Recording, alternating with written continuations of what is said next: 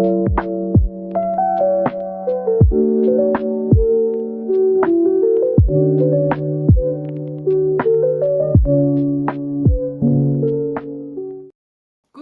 Salut, moi c'est Jean. Moi c'est Delphine.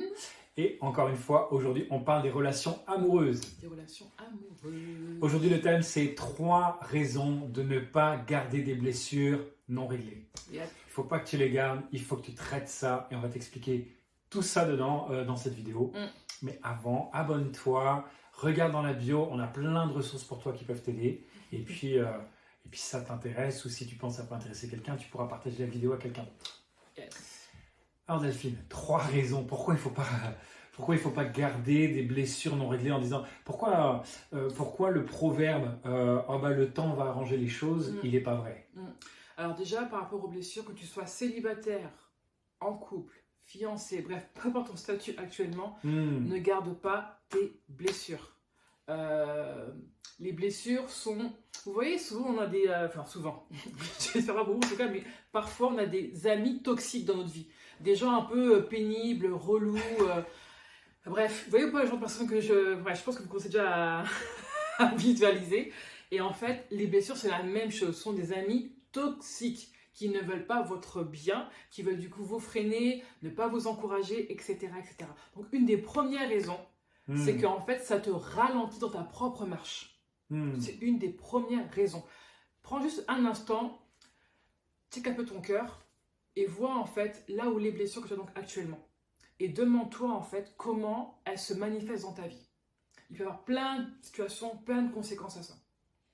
C'est super important ça parce que à cause de blessures qu'on a vécues, et des fois on s'en rend même pas compte qu'on a été blessé et tout, mais comme dit Delphine, le fruit doit nous mettre un peu la puce à l'oreille, mais tu vas pas te lancer dans tel projet. Ça peut être un projet sentimental, mais ça peut être aussi un projet professionnel ou même pour servir Dieu, ou je sais pas, mais dans n'importe quel domaine de ta vie, tes blessures vont te freiner, vont te ralentir parce qu'ils vont décupler tes peurs, ton désir de te protéger, et parfois tu vas même te protéger de Dieu, de bonnes choses que tu pourrais faire parce que ce que tu as vécu avant a été traumatisant et tu restes bloqué là-dessus.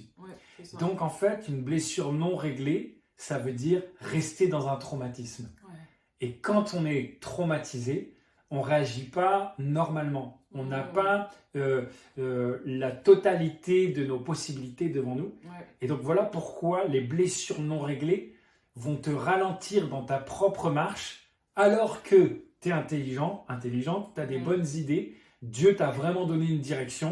Tu as des super projets plein le cœur, mais ça va vraiment t'embêter. Tu vas réentendre des phrases qui sont fausses, mais tu n'y arriveras jamais, toi. De toute façon, tu es nul. Tu es trop ceci, tu n'es pas assez, etc. etc., etc. C'est des choses qui vont garder un ancrage dans ta vie. Tant que tu n'as pas réglé la blessure, les trucs mauvais qui s'attachent à la blessure, eh ben, ça reste sur toi. C'est ça.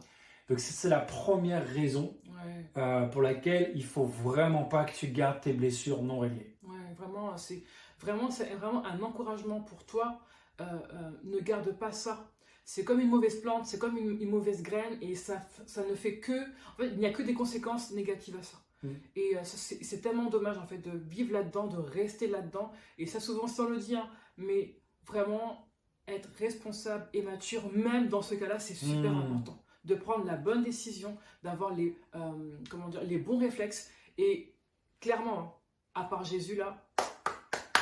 Oh, je pense à un truc. Des fois même les blessures non réglées vont justement gêner même ton rapport à Dieu. Absolument. Parce que du coup, tu dis, j'ai une mauvaise expérience dans telle relation, etc. Et du coup, tu te dis, non, mais Dieu va pas pouvoir m'accepter à cause de ça. Je vais pas pouvoir lui demander de l'aide. Il va pas me comprendre. Non, mais de toute façon, même Dieu m'oublie. Même Dieu me met de côté, etc. Et en fait, tout ça, c'est une compréhension qui est profondément marquée par ces blessures non réglées. Donc, si tu veux pouvoir marcher convenablement, oui, il faut que tes jambes soient en état de marche, mais il faut aussi que tu aies le désir, la volonté et une bonne perception des choses. Il faut que tu vois où tu mets les pieds.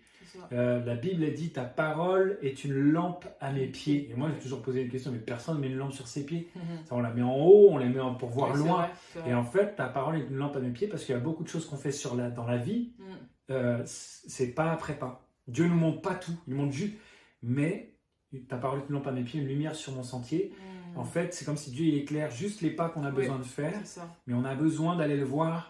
Et d'aller se nourrir de la parole justement pour comprendre, ok, là j'ai un problème, là il faut que je règle ça, ça marche pas sinon, ça marche pas. Si à un moment donné tu dis, ça marche pas, il faut que tu checkes ton cœur, il y a certainement une blessure non réglée. Une fois, bon, allez, 2 fois, 3 fois, 15 fois, bon, non, c'est même déjà trop là. Prends du temps vraiment et examine ton cœur, et c'est biblique, hein, examiner son cœur, vraiment. Deuxième point. Deuxième point, on a déjà un tout petit peu parlé, mais en fait, ça va altérer ta façon de voir, de comprendre et d'entendre les autres. Pas juste les circonstances, mais les autres. Pour une raison simple, quand tu es blessé, tous tes sens sont focalisés sur ta douleur et donc sur toi. En fait, on devient hyper égocentrique. C'est pas marrant de l'entendre. Déjà, je suis blessé, en plus, je me fais traiter de... Mais oui, non, mais c'est vrai. Alors qu'on ne veut même pas être comme ça, mais en fait, nos blessures nous tournent uniquement vers nous. J'ai mal, j'ai pas ça, j'ai pas ceci, cela, c'est à cause de ça, à cause de lui, à cause de machin, moi. Mais en fait, bouton pause, bouton stop, et encore une fois, examine ton cœur. Vraiment, examine ton cœur. C'est-à-dire, tu vas avoir un comportement qui va être extrêmement centré sur toi, alors qu'à la base, tu n'es pas du tout quelqu'un d'égoïste. Oui, c'est ça. Mais ce n'est pas une histoire de caractère, c'est une histoire de douleur. Et donc, c'est quelque chose qui va être compliqué. Je donne un exemple super simple. Toi-même, tu as toujours une appréhension par rapport au rejet. C'est-à-dire, tu as vécu quelque chose, par exemple, où tu as senti ça du rejet. Et si un jour, tu arrives dans un groupe d'amis, ou à l'église, je ne sais pas où, ou au travail, boulot, peu importe, et que vous êtes en train de discuter, tout ça, il y a quelqu'un qui arrive, qui salue tout le monde et qui t'oublie toi. La manière dont tu vas le comprendre, dont tu vas l'interpréter, ça va être, c'était volontaire, c'était délibéré. En plus, déjà hier, j'avais vu que, et tout ça, etc. Et tu commences à te monter tout un truc, et ça devient une structure, mais énorme, hyper rodée, tout est logique, tout confirme, alors qu'en fait, juste la personne, elle n'a pas pensé, elle n'a pas vu, elle a oublié, mais elle t'aime bien. C'est pas quelque chose de volontaire ou d'intentionnel. Je dis pas que des fois c'est pas intentionnel, mais il y a des fois en fait on se met nous-mêmes, on crée nous-mêmes un problème relationnel là où il n'y en avait pas. Pourquoi ? Blessure non réglée. C'est ça. Et évidemment si c'est vrai juste avec des collègues ou alors dans un groupe d'amis, imagine ça dans un couple. Te dis pas, mais non, mais un couple c'est pas pareil parce que je l'aime. Hey, non, t'es 24 heures sur 24 avec la personne. Plus ou moins. Et vous avez déjà entendu ça, peut-être même vous l'avez vécu. Quand on est 24 sur 24 avec quelqu'un, on a beaucoup plus de facilité à voir les défauts que les qualités. Donc, t'inquiète pas que si jamais tu as des blessures non réglées dans ton couple, ça va savoir. Ça va tellement affecter votre relation. Tu vas tout interpréter ce que l'autre va faire. Tu vas tout tourner par rapport à toi, tout centrer sur toi, etc. Uniquement toi. Et vraiment, vous savez quoi ? Je n'ai pas le pourcentage, d'accord ? Mais je crois vraiment que une des raisons qui fait qu'il y a certains couples qui se séparent, c'est à cause des blessures non réglées. Ah oui, ça c'est certain. Et en fait, on dit, oh non mais c'est bon, c'est le passé, on va de l'avant, de toute façon Dieu a fait une œuvre en moi, et c'est sûrement vrai.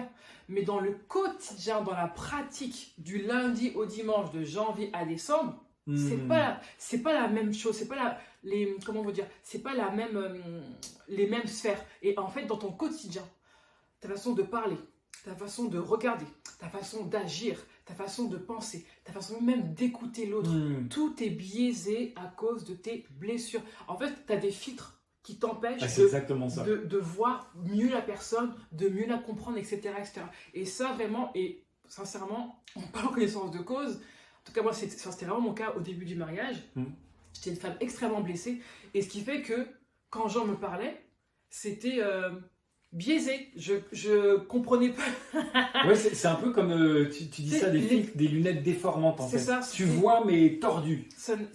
Des fois, j'étais en colère, alors qu'il m'avait rien dit de dramatique. Il m'a juste dit, on fait ça, et je suis en colère. Ah, ça, c'est la plupart du temps. Non, c'est pas vrai. C'est n'importe quoi. Hey, non, mais c'est très vrai ce que tu dis. En fait, c'est vraiment... Ça tord la réalité.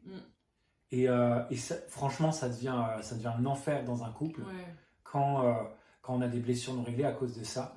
On a une amie qui disait ça, et je suis tellement d'accord avec ça, c'est qu'il n'y a pas de problème de couple, il y a des problèmes perso que tu amènes dans le couple.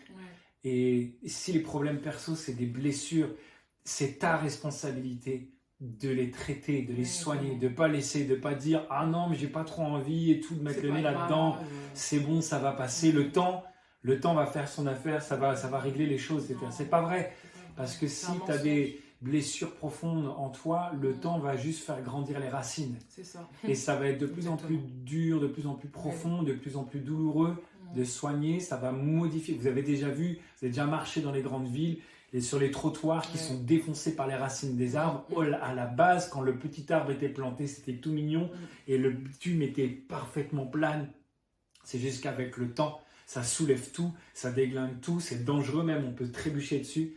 Bah, c'est exactement la même chose. S'il te plaît, c'est important. Il faut que tu règles tes blessures. Ouais, trop important, vraiment. Ok, troisième point, super important. Une personne blessée blesse.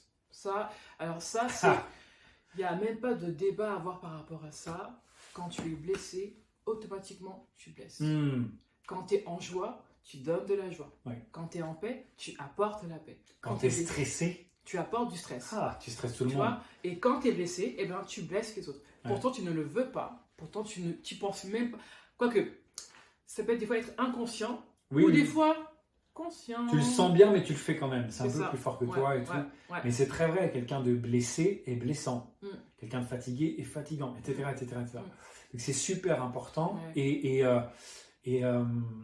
ne te dis pas, non, mon chéri va être mon médicament. Ma chérie va être mon médicament. Et va me soigner. C'est vrai que j'ai eu des trucs pas évidents dans le passé, mais l'amour va me guérir. Et ben, c'est vrai que l'amour va faire du bien.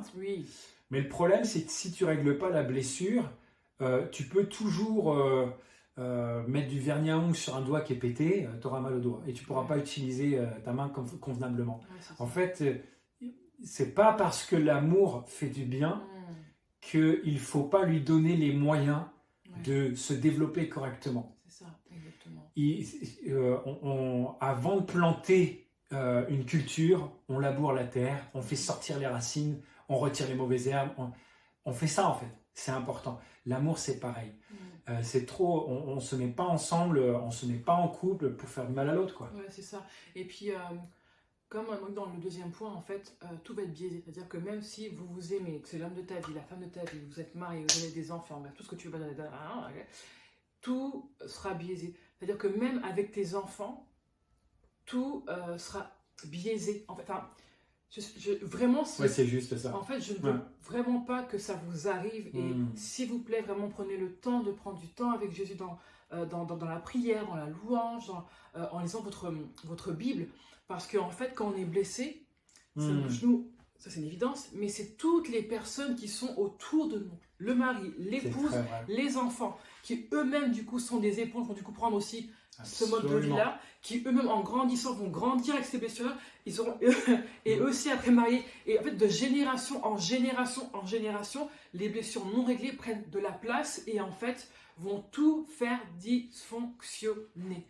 Et si tu réalises là maintenant, pendant qu'on parle, que c'est ton cas, que même tes parents, etc., bref, de génération en génération, donc avant toi, c'était le cas, tu peux briser le cycle. Vraiment, deviens la briseuse ou le briseur de cycle par rapport à ça. C'est super important parce que comme tu l'as dit, les gens sont beaucoup plus impactés par ce qu'on fait et ce qu'on est que par ce qu'on dit. Et même ce qu'on dit, la Bible a dit, c'est de l'abondance du cœur que la bouche parle.